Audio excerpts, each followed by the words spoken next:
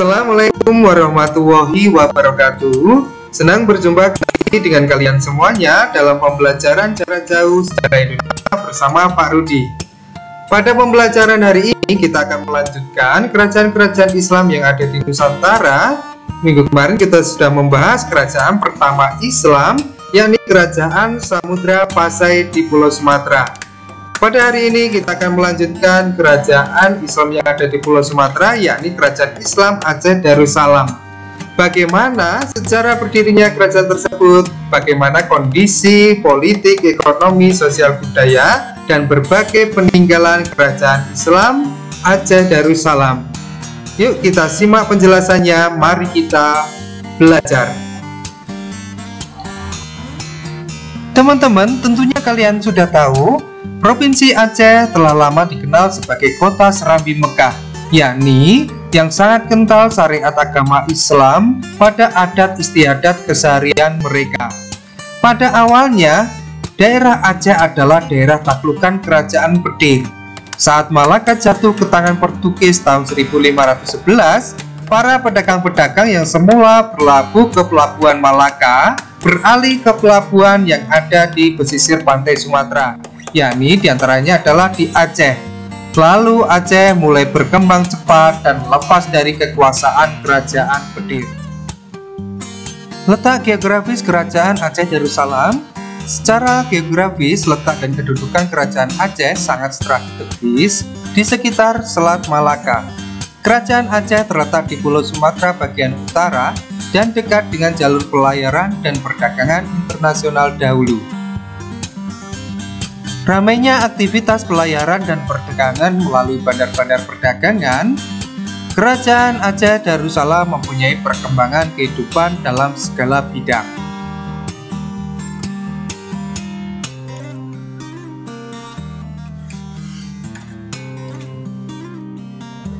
Kehidupan politik Kerajaan Aceh Darussalam. Sultan pertama yang memerintah sekaligus pendiri Kerajaan Aceh adalah Sultan Ali Muhayyad Shah. Kerajaan Aceh mencapai puncak keemasan atau kejayaannya pada masa pemerintahan Sultan Iskandar Muda. Pada pemerintahannya, Bandar Aceh dibuka menjadi bandar internasional dengan jaminan pengamanan gangguan laut dari kapal perang Portugis. Wilayah Aceh terbentang dari daerah Deli sampai semenanjung Malaka, namun belum dapat menguasai Kerajaan Malaka atau wilayah Malaka yang telah diduduki oleh bangsa Portugis saat itu.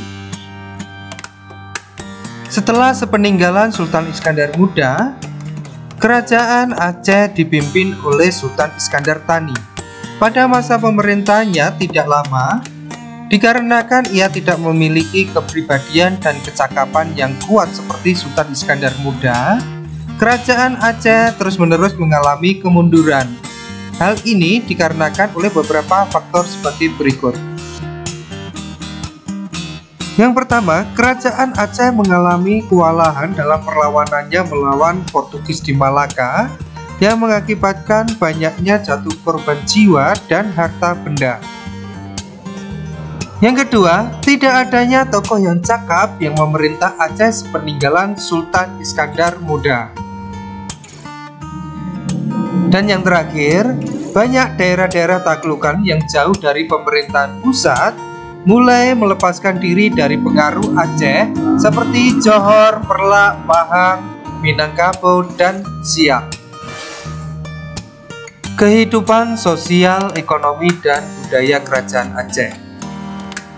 Dilihat dari segi kehidupan sosial, kemakmuran rakyat yang semakin meningkat pada saat itu menyebabkan perkembangnya sistem feodalisme, yakni ada dua golongan besar yang memimpin rakyat Aceh pada saat itu. Yang pertama ada Teuku. Golongan Teuku ini adalah disebut juga golongan bangsawan.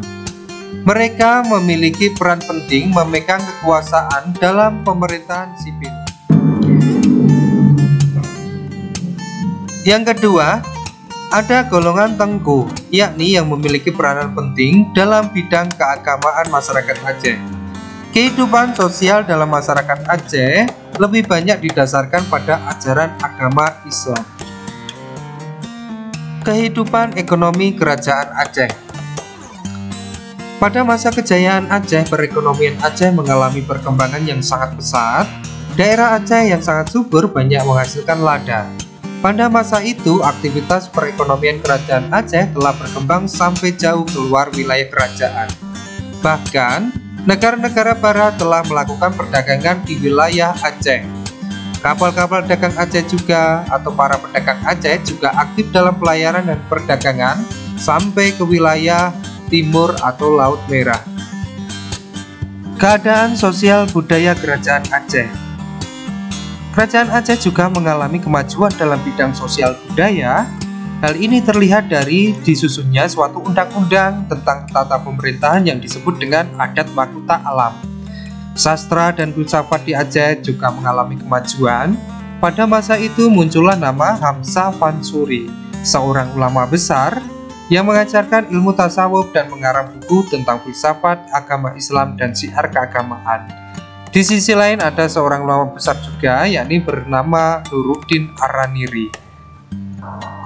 Berbagai peninggalan-peninggalan Kerajaan Aceh. Begitu banyak sisa-sisa pada Kerajaan Aceh yang masih dapat kita saksikan sampai sekarang. Berikut merupakan peninggalan-peninggalan pada Kerajaan Aceh. Yang pertama, Masjid Baitur Rahman. Pembangunan pada sebuah masjid ini masih menjadi kebanggaan pada masyarakat Aceh.